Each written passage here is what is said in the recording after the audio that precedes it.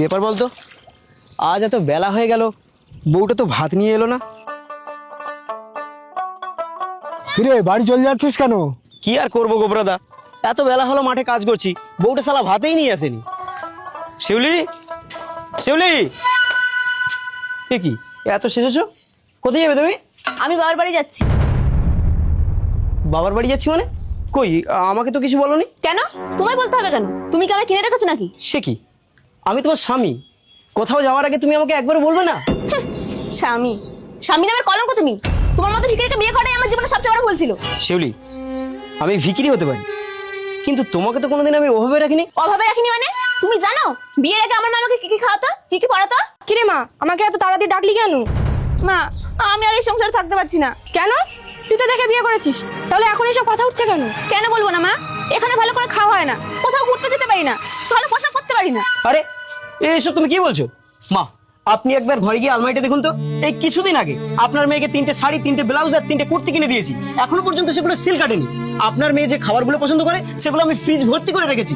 এই সামনের সপ্তাহে আপনার মেয়েকে পুরীতে ঘুরতে নিয়ে যাবো বলে 10,000 টাকা দিয়ে টিকিট কেটে রেখেছি। আর কি চাই বলুন তোর? আমি সব বুঝতে পেরেছি। মা, তোর এই সংসারে থাকতে খুব অসুবিধা হচ্ছে তাই না? চ, তোকে আর এই সংসার করতে হবে না। আর হ্যাঁ, আমি খুব শীঘ্রই ডিভোর্স পেপার পাঠিয়ে দিচ্ছি।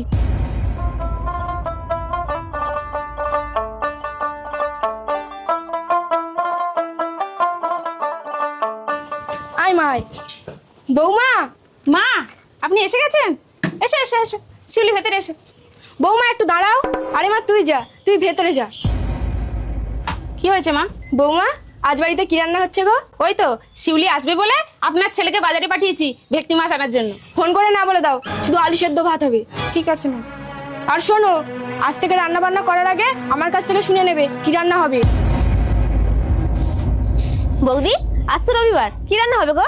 মারে, আজ তো মাসের শেষ রবিবার, তাই ডাল আর শুক্তো হবে। ও আচ্ছা আচ্ছা, কোনো ব্যাপার না, ঠিক আছে।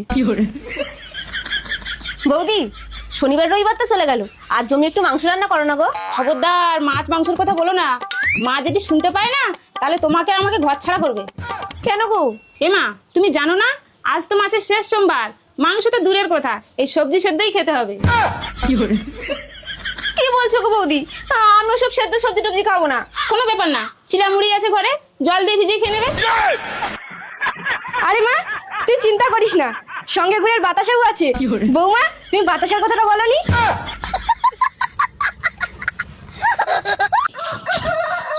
না না, বৌদিকে বললে হবে না। বৌদি, মা কোথায় গো? এই তো আমি। কি হয়েছে রে? ও মা, আজ একটু দাদাকে বলো না মাংস আনতে। ছি ছি ছি ছি, এসব তুই কি বলছিস? তুই জানিস না আমি মা মঙ্গলা মায়ের ব্রত রেখেছি, এখন থেকে 5 বছর কোনো মাছ মাংসই খাওয়া যাবে না। বৌমা, তুমি সব বলনি? হ্যাঁ গো শিউলি, মা ঠিকই বলেছে। হ্যাঁ রে মা, মাছ মাংস তো দূরের কথা, 5 বছর রান্না না করলেই মঙ্গলা মায়ের মঙ্গল হয়।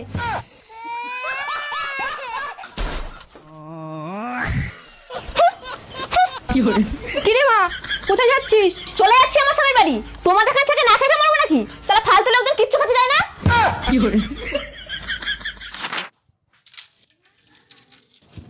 এ কি তুমি? ও, ডিভোর্স পেপার নিয়ে এসছো তাই তো? না না স্বামী, আমাকে তুমি ক্ষমা করে দাও, আমি এই বাড়ি থেকে চলে এসেছি।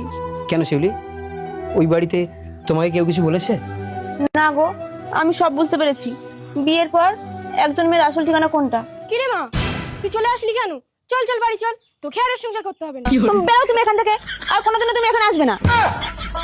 আরে মা, তুই রাগ করিস না, আমি তো তোর সঙ্গে একটু মজা করছিলাম।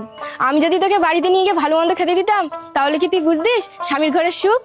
রাগ করিস না মা, আমি তো তোকে বোঝানোর জন্য এইসব করেছি। শোন, একটা মেয়েকে বাবা মায়ের পরে যদি কেউ ভালোবেসে থাকে, সেটা হলো তার স্বামী।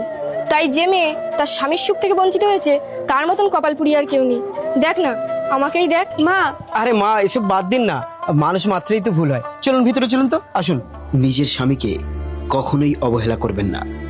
মনে রাখবেন, আপনার বাবার পরে যে মানুষটা আপনাকে সবচেয়ে বেশি ভালোবাসে, সেটা হলেন আপনার স্বামী। ধন্যবাদ।